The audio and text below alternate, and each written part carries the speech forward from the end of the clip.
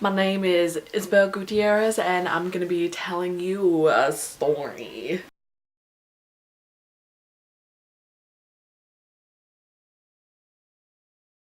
So from around the time when I was about 7 or 8, I was really getting into YouTube. A lot to my aunts and uncles, they were young, so they were kind of getting online, showing like a bunch of stupid videos, and one of the first people I started watching was Nigahiga. And basically ever since, like, most of the genre that I tend to be attracted to when I was younger was comedy. So I'd watch a lot of parodies and spoofs and just a lot of comedic skits, and that's what culminated into most of my YouTube childhood. I watched him, I watched Kev Jumba, I watched Smosh, I watched Venetian Princess Fred. I mean, those people that were popular at the time, those were who I drawn to, along with the fact that the Asian community was getting the spotlight. Flash forward a couple years later, so my interest in YouTube tends to start to go towards technology, and like I start to get more technical, and that's when I like find people like Unbox Therapy, Your Average Consumer. When I was like 11 or 12, like these became the people I started to get interested. See, I made a YouTube account so I could subscribe to people. This is back when the yellow subscribe button was around. So I've been around for a while. I started to become obsessed with people like Dietrich, that whole group of wonderful men. I think it was YTF. Yeah, my whole YouTube childhood was centered around them. I was obsessed with them, from the dancing, the skits, the singing, just everything about them. I was like, that's all what I love, and they're all doing it together, and I thought that was amazing. So flash forward a couple years later, and like I said, I started to get interested in more technical stuff. I started to see what more informational videos that YouTube has to offer, so I become obsessed with technology videos. Then I started to explore more people, and that's when I started to find like Philip DeFranco, iJustine, Shane Dawson, and then I realized, dang, these people can really influence their audience, and then I started to think, dang, maybe that's something I want to do. So I started trying to think of ways to like make a YouTube channel. I'd get this little like digital camera, like a Kodak digital camera that we had, that somehow I didn't know recorded video, so I tried making YouTube videos from that, and like I failed miserably. I think I still have those videos saved, so if I insert it in here in the video, don't be surprised. But that's when I actually tried to convince my mom to get my first DSLR camera. See, my mom tried convincing me that I don't need a DSLR camera because a lot of these people started off with just their webcam or just something small, and that's when I was like, no mom, I need these. This is how people become successful. They need this kind of camera to actually like make high quality videos and whatever, and I really did not listen to her at all. So here's where the slump came. I basically started making up a bunch of excuses that I didn't have the time to make these videos and do whatever I needed to do with them. That's when I knew I started to like let her down a bunch. What? Can you stop? I want to spit in your lens. Like, I would tell her all of these success stories of how these people basically had nothing and then they're freaking at the top of the world. This whole YouTube thing is paying for their mortgage, their car, their groceries, just everything. Like, YouTube has become part of their job, and it has become a thing to help them in life, and that's what I so convinced her that I would be able to do. And I mean, like where it is now, I mean, nothing really happened because, you know, it's me. And I'm just super lazy. But I mean, I think I just didn't know what inspired me. Like, I wanted to be that inspirational person, because all these people inspired me, so I want to return it back.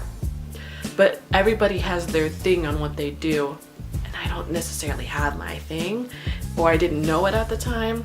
So here comes the slump. I don't really do anything. I come out with like one video of like me unboxing the iJustine book.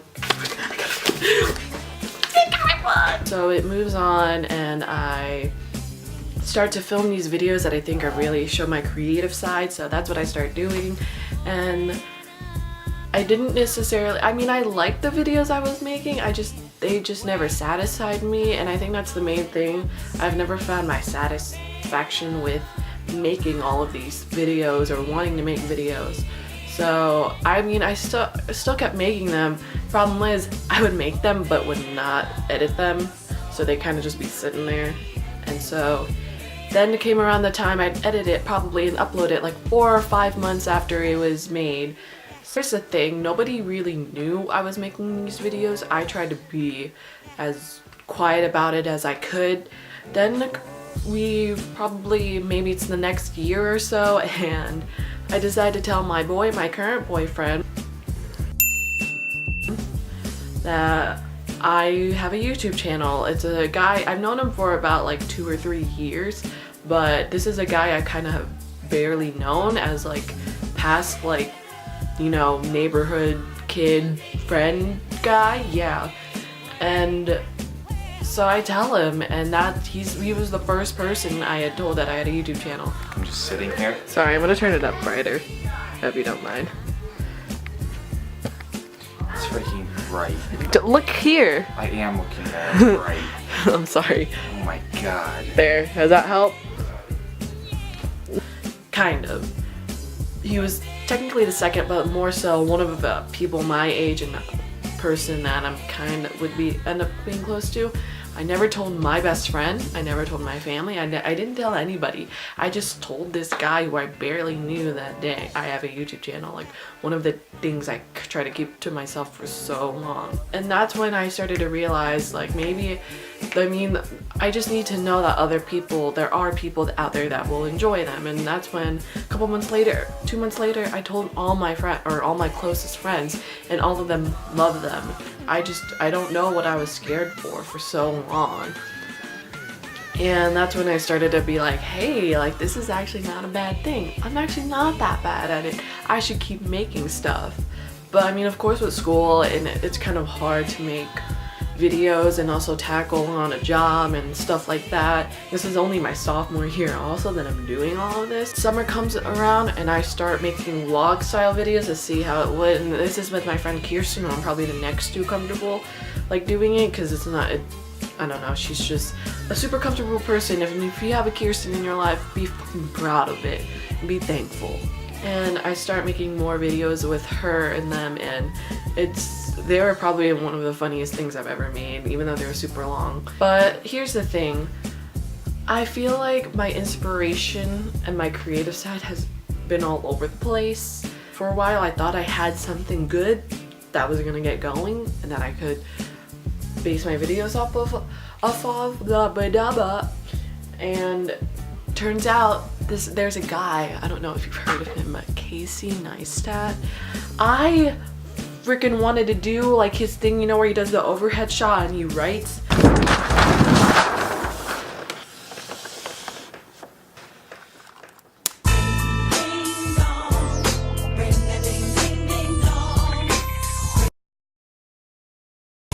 Yeah, I wanted to do that, but it turns out he already did that. So I was like, damn, well, there goes my idea. And that's when a slump came, and I was like, but this is before the summertime, just to let you know. I thought I had stolen inspiration, or I thought, you know, there wasn't anything original that I could do. That's changed though, you know why? Because 2018 is coming, and 2018 is gonna be one of the biggest years for me.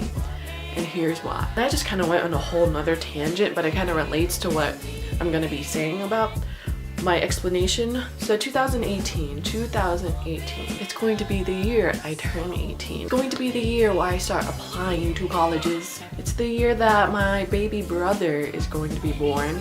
It will be the last full year that I spend with my family, and it'll be my last technical year as living as a teenager.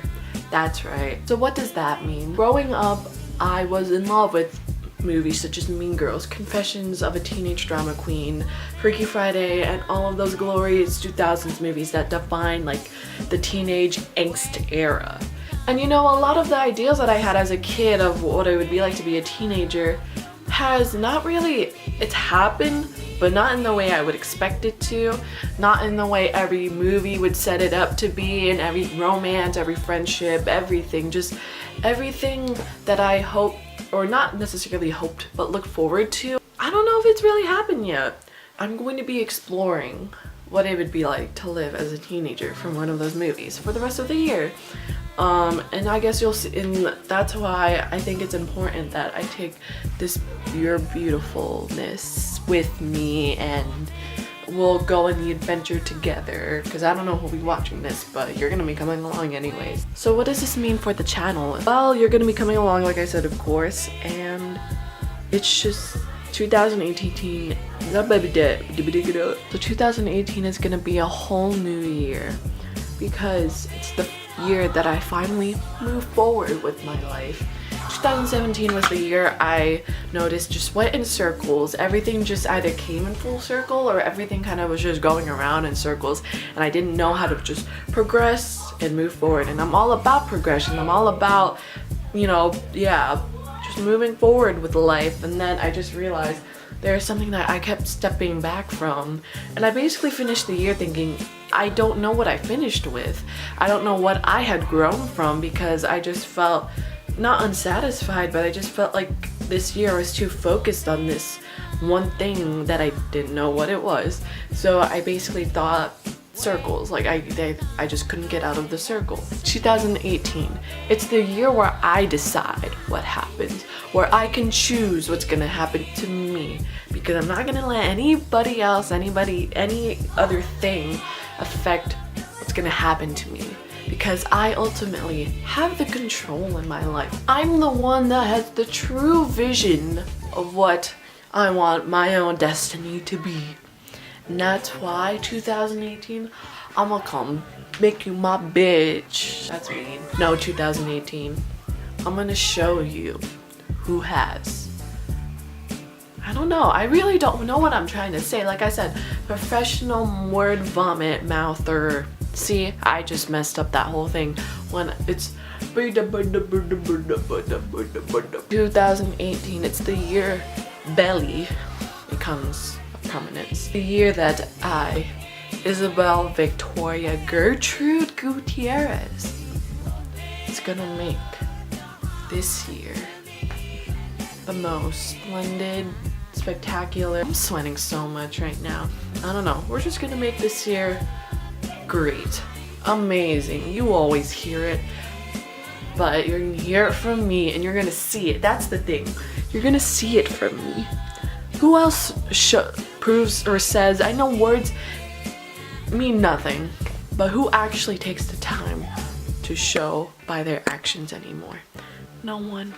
And you know who's going to do it for the first time ever? Me. Yeah. So, bye. Oh, I didn't make it fully black. That was disappointing. Oh my god!